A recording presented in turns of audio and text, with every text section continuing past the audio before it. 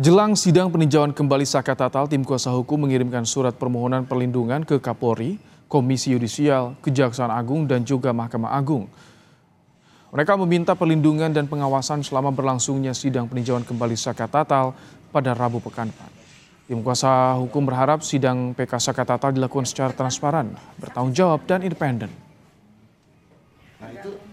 Kapolri memerintahkan Bareskrim, Itwasum hingga Propam untuk memberikan atensi khusus kasus Vina dan janji akan membuka kasus ini transparan ke publik.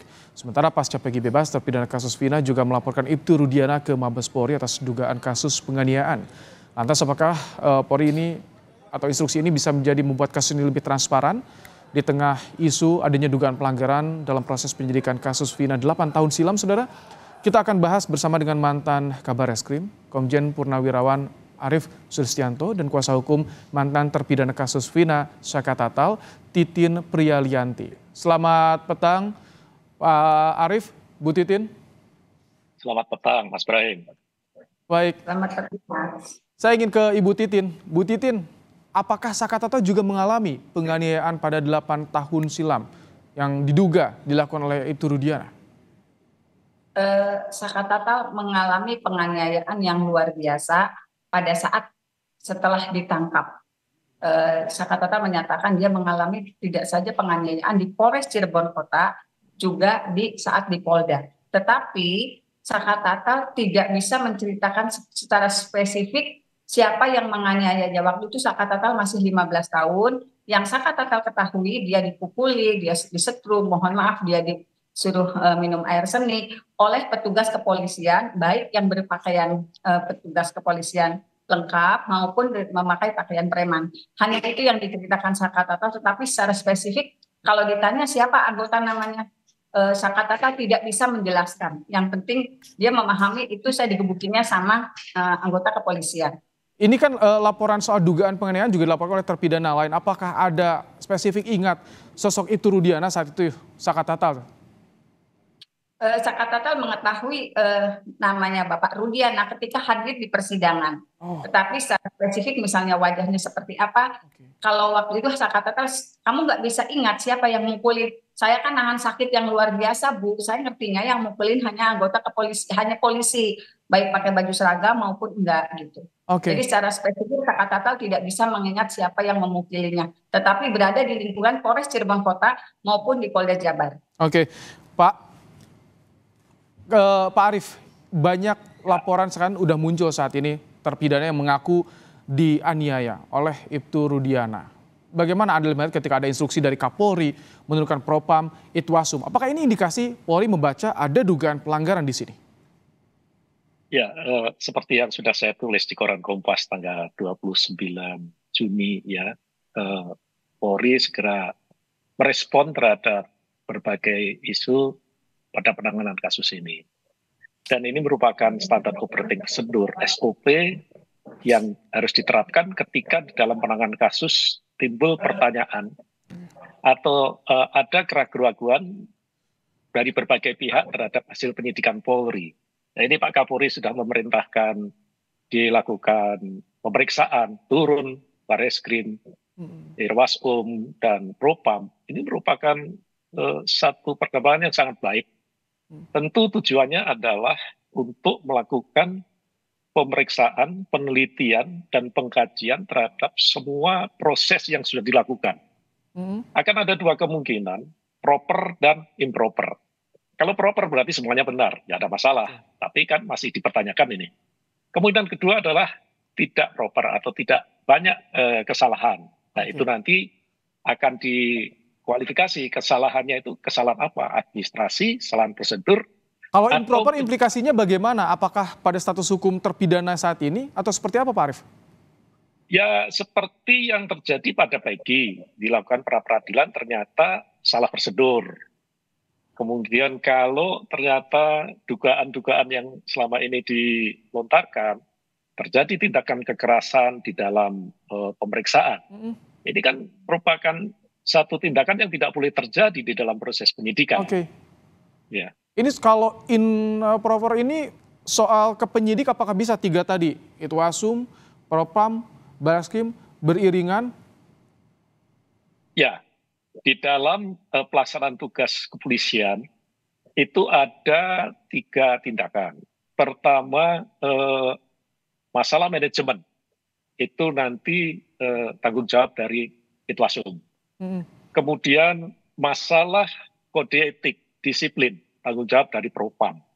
Dan apabila ada pelanggaran pidana, termasuk diantaranya penerapan prosedur teknis, taktis penyidikan, dan penerapan pasal, itu tanggung jawab Barreskrim. Nah, dari 3 unsur ini nanti akan melakukan kajian dan dianalisis Oke. apa saja bentuk pelanggaran yang ditemukan.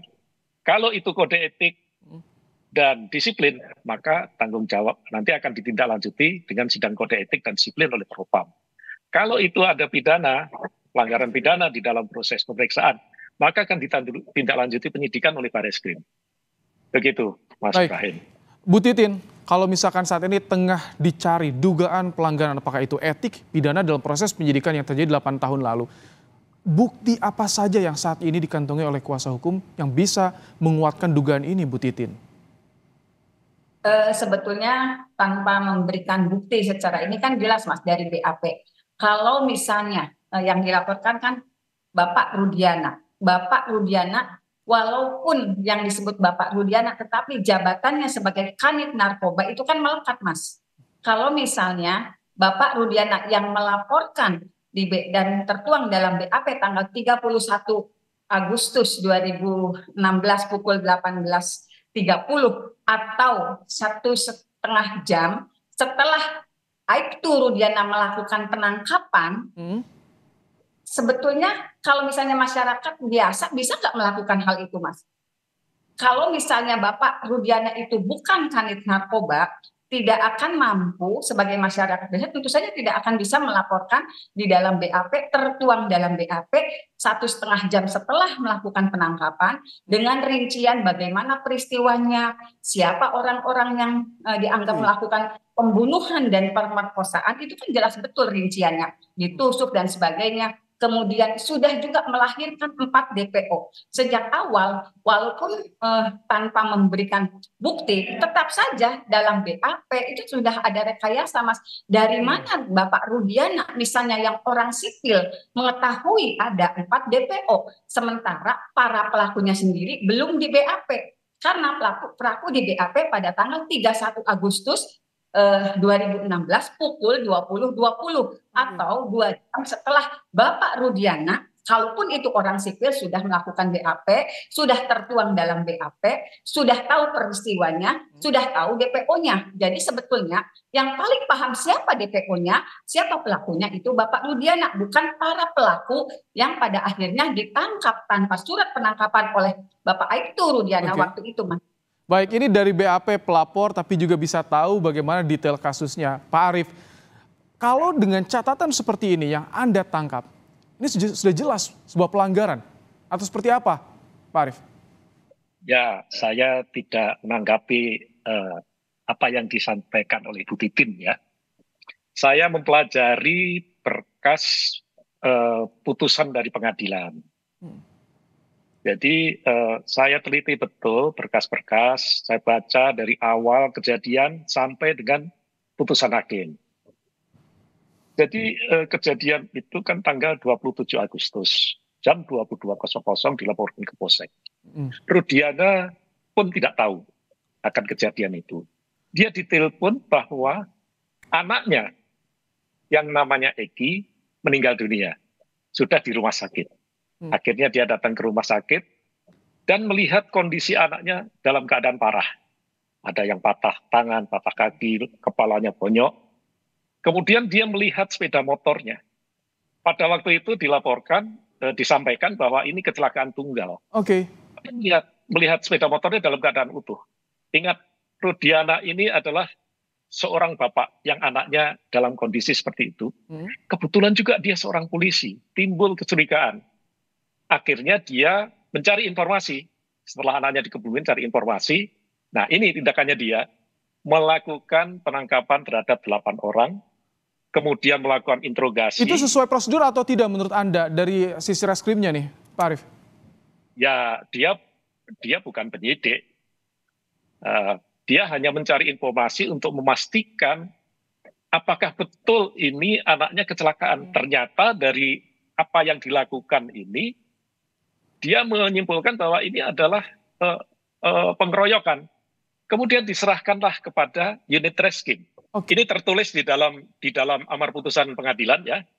Diserahkan kepada unit reskrim tanggal 31 dilaporkan unit reskrim tanggal 31 Agustus, 1 September baru dibuatkan laporan polisi. Maaf saya potong. Anda tampaknya mengikuti betul bagaimana yang tertuang BAP di putusan pengadilan juga. Tapi mengapa ini bisa terkesan kusut ini dan saat ini mengarah ke Ibtu Rudiana, Pak Arief? Inilah yang akan dilakukan oleh tim Itwaspum, Bareskrim, dan Propam.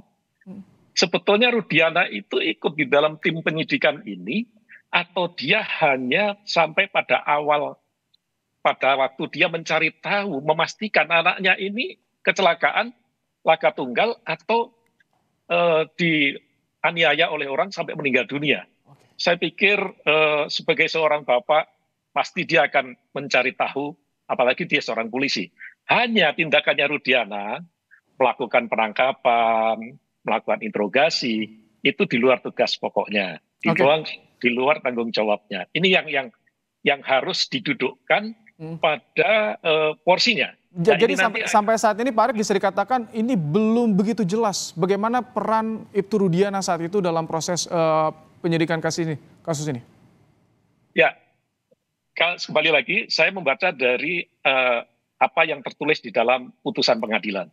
Jadi tanggal 31 setelah dia mengetahui bahwa ini bukan kecelakaan tunggal, dia melaporkan kepada unit reskrim, tertulis seperti itu. Kemudian dia membuat laporan polisi. Nah, pertanyaannya selanjutnya, apakah Rudiana yang melakukan penyidikan terhadap kasus ini atau oleh unit reskrim atau Satreskrim Polresta Cirebon? Karena dari dokumen-dokumen yang saya baca di putusan, ternyata ditangani selanjutnya oleh Satreskrim Polresta Cirebon. Ada BAP foto pemotretan, ada sket TKP, bahkan dilakukan otopsi dan bongkar mayat. Nah, ini artinya penyidikan ini dilakukan oleh tim. Nah, sehingga disinilah nanti tugas dari tim yang dibentuk oleh Pak Kapolri untuk betul-betul mengklarifikasi, mencari apa yang benar ini. Sehingga nanti tujuannya adalah mencari kebenaran peristiwanya dan mencari kebenaran pelakunya. Apakah ada arah kemungkinan ini para penyidik berada di bawah tekanan Ibtu Rudiana karena merupakan anggota Polri, ayah korban juga, Pak Arief? Ada kemungkinan ke arah sana nggak? Saya tidak mau berandai-andai, itu nanti yang akan dilakukan oleh tim. Ingat, Rudiana itu reserse polsek. Yang melakukan penyidikan itu reserse Polres, yang dipimpin oleh kepala satuan yang pangkatnya lebih tinggi, dan di situ ada Kapolres.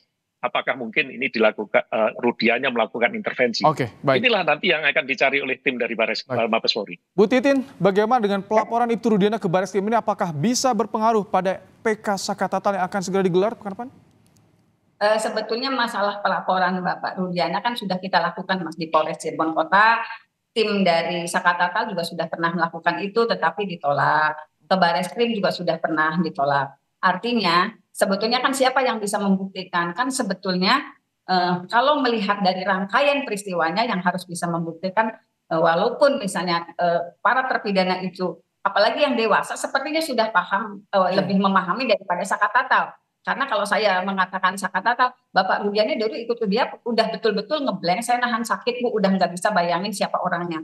Nah, sebetulnya pelaporan itu kan tim Sakatatal juga sudah melakukan, tetapi hasilnya memang tidak sesuai di luar dugaan kita gitu. Tetap saja walaupun kita merujuk pada yang pernah disampaikan, tapi mudah-mudahan dengan tim yang lebih besar, tim Peradi gitu, dengan membawa pengakuan dari yang kuasa, itu mudah-mudahan bisa diterima dan akan membuka seluas-luasnya apa sih yang terjadi. Dari dulu juga saya komunikasi, saya selalu bicara.